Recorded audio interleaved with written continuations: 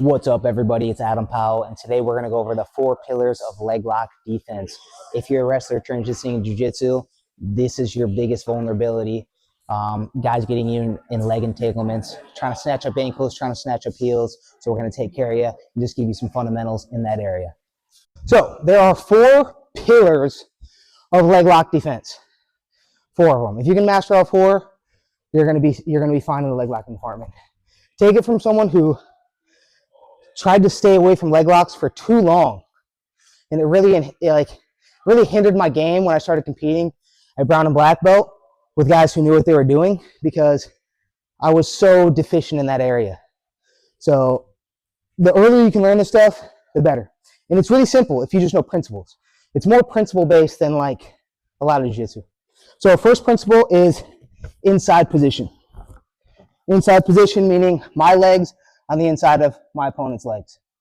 If my legs are on the inside of my opponent's legs, she can't enter into my legs, period.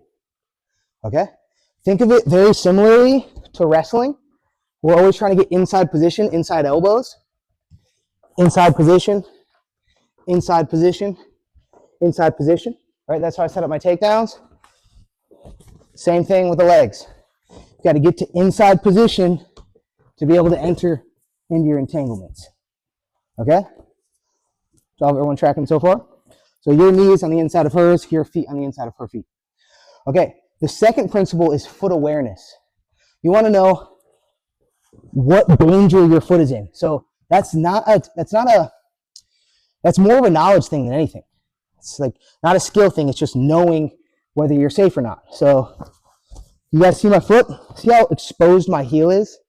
That's dangerous, right? I want to keep my heel as hidden as possible. I can do that from hiding it towards her leg. I can cover it, right? She can't attack this one. See how free my knee is? This is the one that she's going for. So I can try to cover it. I can try to slip it. So let's say she gets like a leg lock or a heel hook. I can try to slip it. But again, it's just foot awareness, okay? Which leads into the next principle. Principle 3 is being calm, okay? When I started going against high-level leg lockers, when someone touched my leg, I was freaking out and tapping, right? Because everyone's so afraid. Like, everyone knows there's no nerve endings on ligaments, right? So the margin for escape and error is very small. So you're taught that, so then that freaks you out, right? If someone gets your heel, you're like ready to tap right away. But if you have the awareness from principle number 2 of keeping your foot in good positions and knowing when you're safe and when you're not, you don't have to freak out, and you can actually get out of these positions. Okay? Principle number 4, last but not least, is don't get caught up in a purely defensive cycle. I thought when I first started learning leg locks, I'm just going to learn defense. And then I can just get out of leg locks, and I never actually have to learn leg locks. But what really allowed me to improve my defense was actually learning leg locks. Okay, 1, because you know how they work. And 2, she can get so hyper-focused in an offensive cycle on trying to attack my foot that she forgets about her own. And the leg lock, when you're in these entangled positions, we call them shootouts, you're so close to a submission at all times. So it just takes her getting hyper-focused, like really trying to get something, maybe I'm toe slipping, and then I see her heel, and then it's game over. And she feels she's ready to tap way before I will. So got it? So first principle, inside position. Second principle, foot awareness, knowing where you're safe. All right. Third principle is staying calm. Just got to chill out.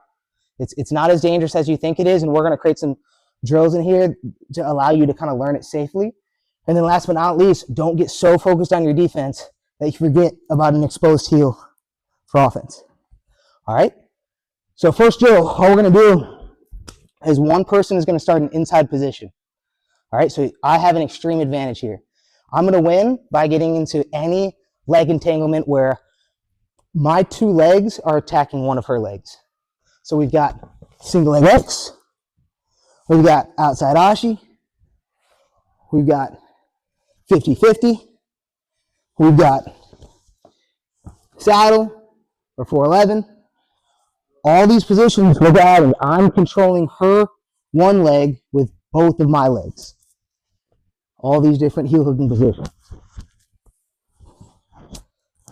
That make sense? And she is going to work her defense of whatever position that I'm in, she's going to be hiding that heel. Can't get the heel there. Okay, maybe I'll try to take it across my body.